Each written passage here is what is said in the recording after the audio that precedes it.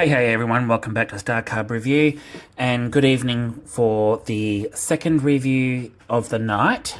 And this is my review for Insidious, The Red Door, which I had the pleasure of seeing with my husband last night. The 8:05 session last night. Insidious, The Red Door is a 2023 American supernatural horror film directed by Patrick Wilson, it is his directorial debut, and it's a screenplay by Scott Thames and based on a story by Lee Wannells and Thames. And it's a direct sequel to Insidious Chapter 2, which is from 2013, and the fifth overall installment in the Insidious franchise. But I can honestly say, nothing can beat Insidious Chapter 2. Does Insidious The Red Door live up to and have a good ending to the franchise? In some ways it does, and some ways it is a little bit of a letdown. I do feel like James Wan serves as a producer, as does Jason Blum. Patrick Wilson returns, Rose Byrne returns, Ty Simpkins returns, and also stars Andrew Uster, Steve Coulter, Lee Wannell, Angus Sampson, Lynn Shay. They all reprise their roles from previous films, and two new ones is Haim Habas and Sinclair Daniel. And Insidious, The Red Door, basically takes place 9 years after the Insidious Chapter 2.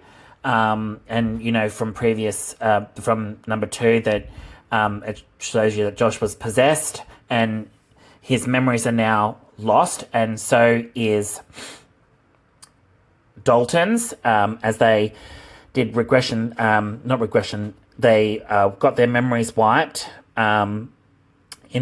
for the experience in the further, so they could forget. They had them repressed.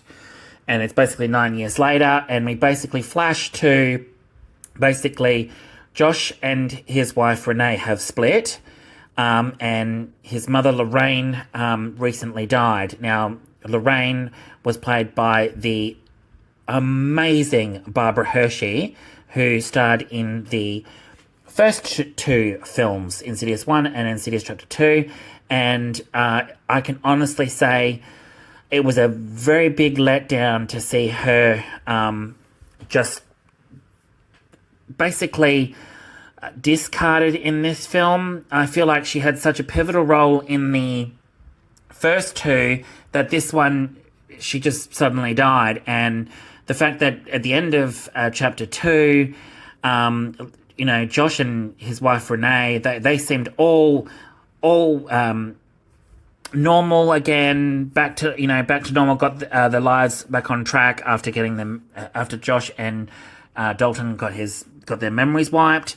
But that's not the case, and obviously that's where the plot takes place there. The Lamberts are once again haunted. More so Josh and Dalton, but it basically, Josh takes his son to campus, and then basically this is where all the Insidious events start to take place. And I can honestly say there were some really good scary moments in it, really good jump scares. But then there were some extreme letdowns, like as you would have seen in my photos, I will have pictures of Insidious Chapter 2 with Lynn Shay's character, Elise, and and two other characters, Spence and Tucker, and another character, Carl, who all appeared in the films. Carl appeared in Insidious Chapter 2 and had a really good, decent role, was a friend of Elise's, a very good friend of Elise's and Josh's mother, and it was sad to see his role relegated to just a 2-minute cameo. sort of thing, which I found was a bit weird. The biggest letdown for me is it never really fully explained what happened at the end of Insidious Chapter 2 with Elise. And I absolutely love Lin Shaye. So for her to be relegated to just a cameo role in this after her role was so pivotal in the first two films and The Last Key as well, and Insidious Chapter 3 as well, it just seems like it was an extremely big letdown to have Lin Shaye's character reduced to, just a cameo as such. And I feel that was the big letdown. And I feel like the shift in tone as well, with Lee Wannell and James Wan, the dynamic changed a bit. I mean, all praise to Patrick Wilson for his directorial debut, but I feel like a lot of things were left dangling, and I honestly, I loved Insidious, The Red Door, but at the same time, it was a bit of a letdown. The ending was a bit abrupt. We didn't see enough of the lipstick demon or the red-faced demon, and unfortunately, we never got anything explained more why he's such a malevolent presence in the further. It honestly really disappointed me in some aspects. The whole dynamic between Ty Simpkins, who plays Dalton Lambert, his dynamic with newcomer Sinclair Daniel, playing Chris Winslow, a fellow college student that he meets. Their dynamic was really good. They had some really good, funny, heartfelt moments in it, which kept the pace going really well.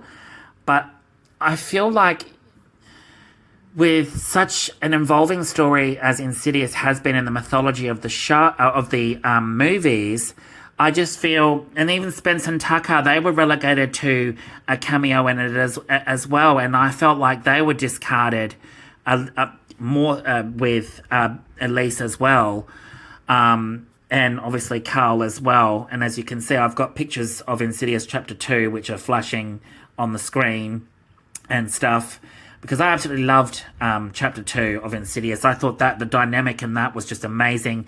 The twists and turns in that was so well done. And I feel like the dynamic between Dalton and his dad, Josh, was really heartfelt. Some real punch in the heart moments. But overall, I really think they should have explored Dalton in this film just a bit further, explained the the lipstick demon, the red-faced demon a bit more, and really should have pushed for more explanation about the Insidious further.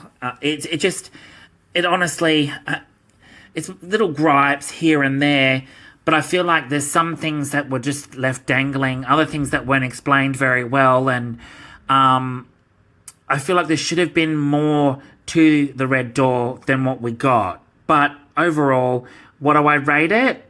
Probably an 8 out of 10. I enjoyed it for what it is. Maybe if I watched it again, maybe I'll have my opinion changed. But other than that, guys, I will do a further video on this down the track. All right, thanks so much for watching, guys. This will be the last video for the night, and I'll catch you with some more videos. Probably in the next couple of days. I'll have a couple more up. All right, catch you later, guys. Bye.